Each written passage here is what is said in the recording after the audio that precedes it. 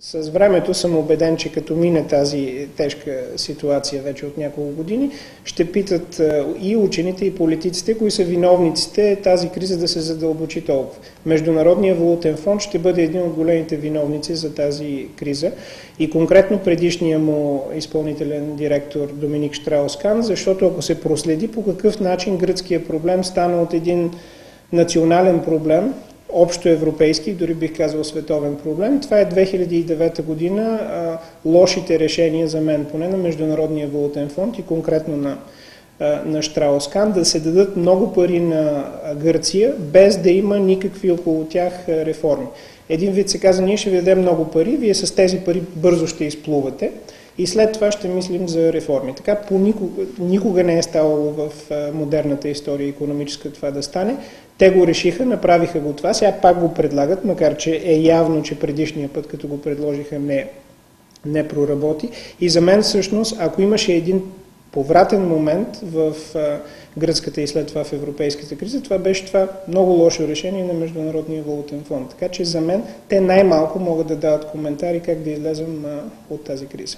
Не се ли опасявате, че проблемите в страните от Южна Европа могат да доведат до верижна реакция, да се разпростят в страните от Източна Европа, да дойде и до България?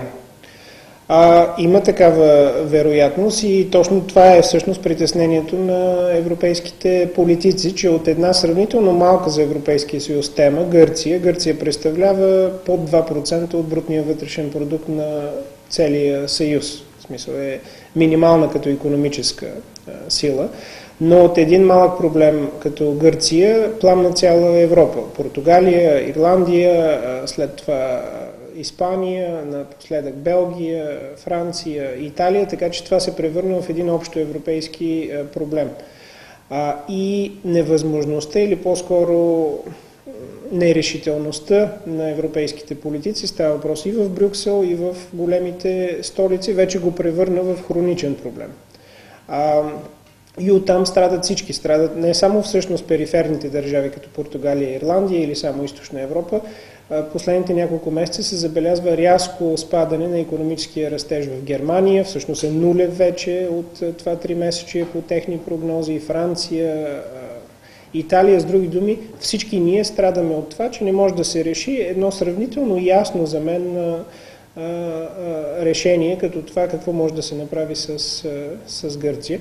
Да, има ефекти върху България, главно не директно, защото ние нямаме кой знае каква търговия с Гърция. И макар, че имаме гръцки банки, те от 3-4 години вече не пращат пари насам. Техните клонове тук сами си взимат пари чрез депозити тук в България. Така че пряк проблем няма. Проблема по-скоро е нерешителността на Европа и оттам се отразява на всички, а пък на нас не се отразява заради износа, който ние имаме към Германия, Холандия, Италия, който сега намалява темпа. Все още ли сте убеден, че България трябва да влезе в еврозоната? Да, просто понеже преди доста години с валутния борд, просто ние сме тръгнали по този път и веднъж като се тръгне по един път, в смисъл свързването първо с германската марка, след това с еврото на българския лев, тази институция, валутния борд, вече се е установила в България и няколко различни правителства успешно се е защитавали.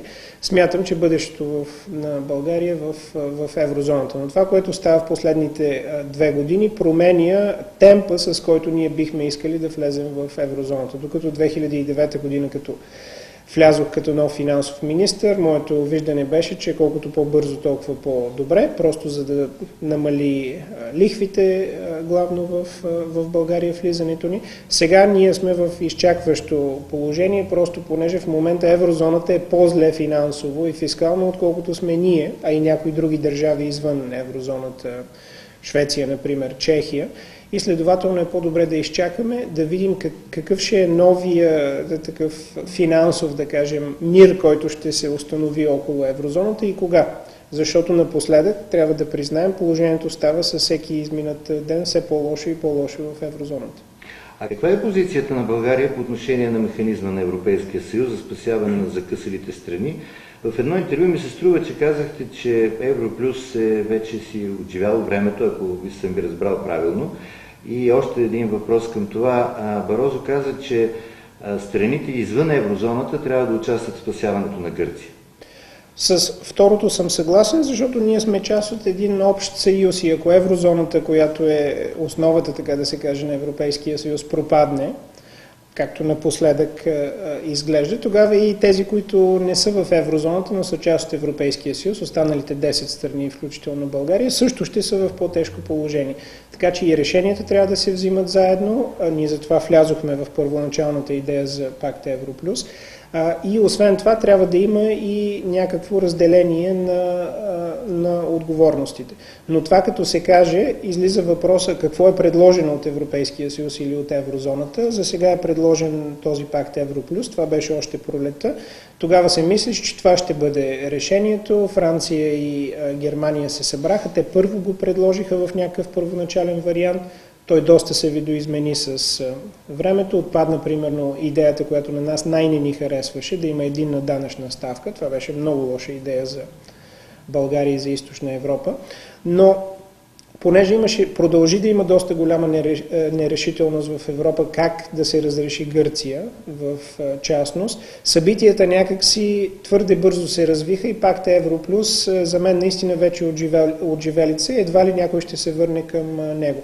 Междувременно през юли, в края на юли, Меркел и Саркози предложиха друга идея, която е доста по-различна от пакта Европлюс, която е много по-близка до това, което ние правим в България. А именно, вместо да се правят общо европейски правила и те да се налагат от еврозоната, което до сега явно не става, да се правят правила на национално ниво, по подобие на нашия пакта за финансова стабилност в България, където ти променяш основния си бюджетен закон и конституцията си, за да вкараш мастрихтските критерии. И веднъж това като стане е много по-силно. Защо? Защото всички в Европейския съюз са парламентарни демокрации, всички държави в Европейския съюз. Имаш естествена институция, която да подкрепя тази дисциплина, а именно парламента, който е там, всеки ден може да извиква правителство и министрите и да го подкрепя. Така че през юли тази идея се лансира и освен България, която вече беше почнала по това да работи, няколко други държави, 6-7 държави, Италия, Испания, Швеция, Финландия тръгнаха по този път.